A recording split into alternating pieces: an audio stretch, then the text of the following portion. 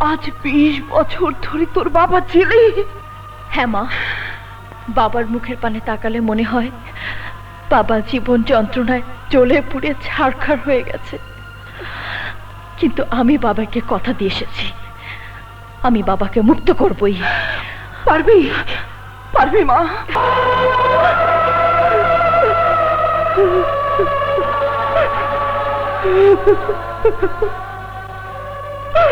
না না না,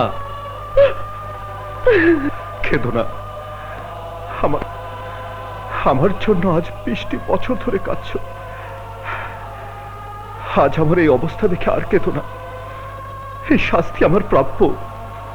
তুমি তুমি পবিত্র কোরআন শরীফ বুকে নিয়ে বলেছিলে তুমি নির্দোষ। আমি তা বিশ্বাস করিনি। আমি পাক কোরআন শরীফের মর্যাদা রক্ষা করিনি বলে আজ আমার এই শাস্তি। আজ আমার এই শাস্তি। আল্লাহ আমাকে ক্ষমা করবে না। আর তুমি আমাকে ক্ষমা করো না, তুমি আমাকে ক্ষমা করো না।